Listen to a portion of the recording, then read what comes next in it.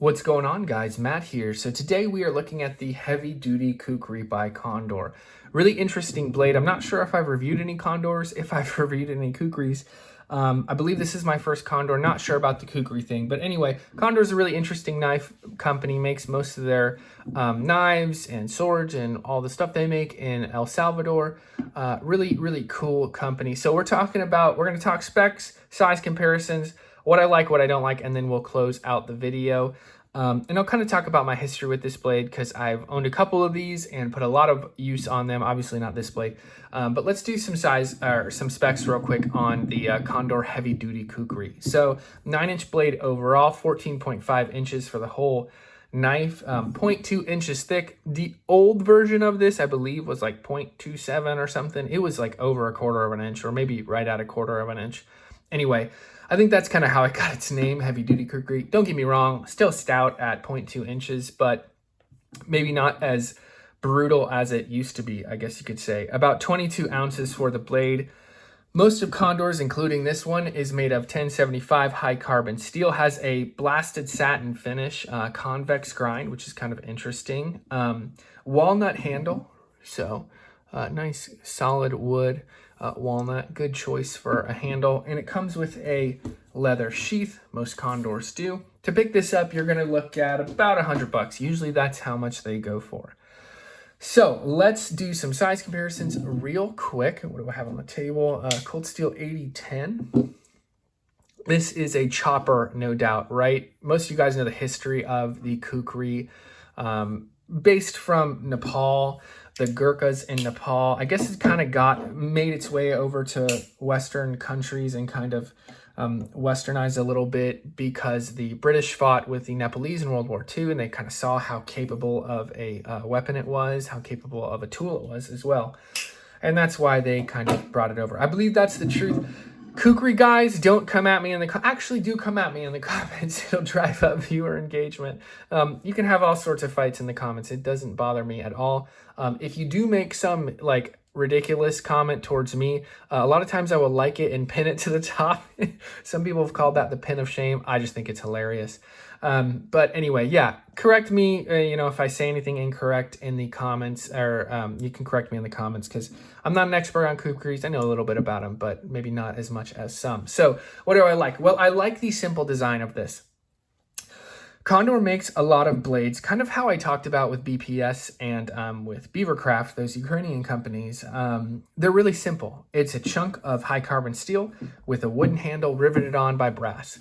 That's it. Has a leather sheath, again, common, kind of how a blade might have been made 200 years ago. I just think that's cool. There are no frills to this blade, right? It's a very simple design. Aside from it being a Kukri, which there is a recurve to it, so there is a little bit of complexity to that, maybe in comparison to like a drop point, right? But I just think that it's really cool. It's very simple. I know it's not accurate historically to a Kukri. There are some design elements like that divot right there that you have to have for it to be like an authentic Kukri, but I still do feel like you kind of get the Kukri style with the wooden handles and the brass divots and the recurve blade. Speaking of that recurve Kukri shape, I think this is an excellent recurve shape. There are some more modernized Kukris. I believe this looks to be more traditional from what I've seen. Again, correct me in the comments, but there are some modern Kukris. Like Cold Steel makes a few of them, and they have kind of different designs. They don't look quite like this, but this chops excellently. This performs really well. This blade has a good bit of forward heft, but it's not so heavy that you can't do fine work with it. Actually, this thing feather sticks really well because that's recurved right in there. When you choke up on this thing, and you can see it's not sharpened all the way up there. I actually have an issue with that. I'll talk about it in a minute. But this feather sticks really well, and it also just has a good bit of forward heft. So I just think that this recurve specifically, it performs really well. I've had two of these. I traded off one. The one I traded off, I took on a camping trip a few weeks ago, and it just did excellent. It did so well. And that's kind of the next point I want to bring up about something I like is I really like the steel. Now, most of you guys might be thinking, Matt, 1075 is a very basic steel. You'd call it like a working steel. It might be one of those things you don't mind that you talk about sometimes. Well, you would be right? And I kind of am changing my tune on this, and maybe I might make a video on this at some point, but this 1075 just held up so well. It was really sharp before I brought it into the woods. Shaving sharp, in fact, I made sure of that. When I got home after batoning, after chopping a ton, I mean, it was what we used for firewood that whole weekend. And it was pretty chilly that weekend. It was in the low 40s. So we had a ton of firewood. We had to procure a lot of it. This is what we used primarily, and it was still shaving sharp at the end. Not every portion of it was, but all of it could at bare minimum slice paper, if not being nearly shaving sharp. So this heat treat, whatever they've done with this 1075, is just really good. It's excellent. It's very well done. And the reason I say I'm changing my tune and what I might make a video on is I'm kind of changing my ideas on what is necessary for a steel, right? Like I used to get really excited when I found a knife in a super steel, even if I wasn't super stoked on the design. But I think there is a base level that a knife has to meet, like a knife steel has to meet for it to be usable and durable and effective for what you're using it for. But beyond that, a lot of times, of course, it'd be nice to have 3V, but it's really not necessary. If a blade like this and such a basic steel like 1075 can hold up for that whole weekend, ton of work on it, ton of work through wood, and it can still shave, I just think that is a perfectly adequate steel, and you really don't really need more than that. Of course, it's nice to have more than that, but you really don't need more than that. So the thing I'm kind of changing is, what do I need in a steel? And what's really more important to me, so long as a steel reaches a certain threshold, is design, is function, is fit and finish and sheath and all that stuff. So I might make a video on that, but this steel is just, it's good. It's really solid, especially for the price and especially for it being 1075. Maybe that's the heat treat. Condor just might have that down. So I do like the steel. Last thing I do like is the sheath. Condor sheaths, their leather ones are just excellent. Really heavy stitched. I think that's probably about 3 millimeters thick on that leather. It's just very nice. It fits in perfectly.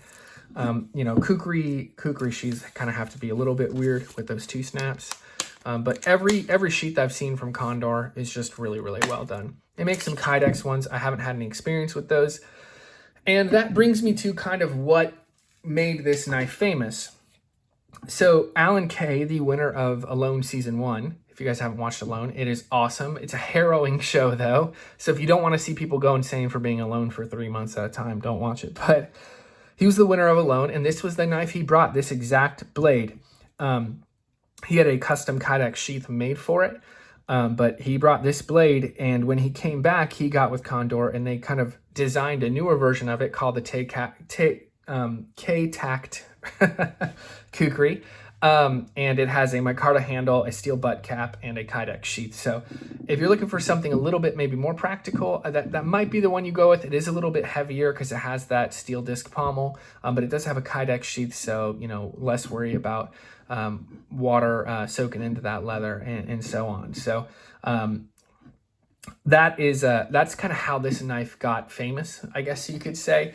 And he said he loved it. He loved having it out there. He still has the blade that he used. So I think that's super cool, super impressive. Let's talk about what I don't like. So this is kind of an issue with all of Condors, and that the fit and finish can kind of be a little bit off on some. I've had multiple, and the one I sold off, the tip was a little bit wonky.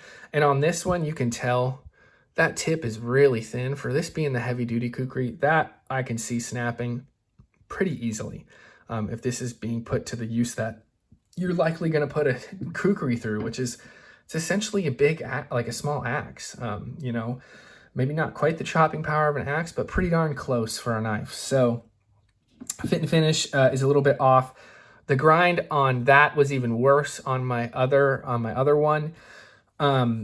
So that's kind of the fit and finish issues on this one, but it's just kind of a critique, I guess I'd say, of Condor. Their fit and finish can kind of be sporadic. And so if you do buy something, a Condor online, you're kind of taking a swing, seeing if you're going to hit it or not.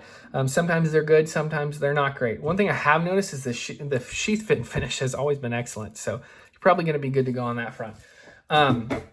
But fit and finish, it's kind of okay sometimes. So anyway, handle on this one specifically is a bit too wide. And this is another thing with fit and finish. See, the other model I had of this, the handle was thinner and actually fit my hand really, really well. So two things about that. One is cool because, yeah, they actually are handmade, it seems. So they're not all going to be the same. Again, it's kind of that old world style craftsmanship. Not everything's going to be exactly the same, which is cool. But at the same time, this one's too thick for my hand and it's kind of inconsistent. So that can be difficult if you're not buying a knife in person, right? Aside from it being too wide, it is comfortable. It is a little bit cylindrical, but that's kind of the Kukri design. So, you know, kind of take or leave it with that. Also, the last thing I would say is, I don't know why that isn't just sharpened down to there. That's annoying to me. Yes, it's a chopper, but Kukris are made to be able to do everything. That's kind of what Kukri guys love about them, is they have the capability to do just about anything. So if that was sharpened down to there, you could choke up. With it being there, you have to choke up all the way up there. It should have been sharpened a little bit lower, in my opinion. So that is the last thing I don't like about it. Overall, is the Condor heavy duty Kukri a recommend? Yes, it is. Ask Alan Kay, ask anyone who owns one. They're excellent blades. They're well worth the money. Can handle just about anything you'd want. And that 1075 is going to do just fine, guys. I honestly think it's going to perform as well as you'll need it to, unless you're maybe in a very, very, very specific situation. So I think it's a really cool blade, an absolute recommend from Condor. Guys, excellent job on this. Let me know in the comments if you'd like to see me review anything. I'll try to get my hands on it and give it a review. Remember to like and subscribe, and we'll see you in the next video. Peace.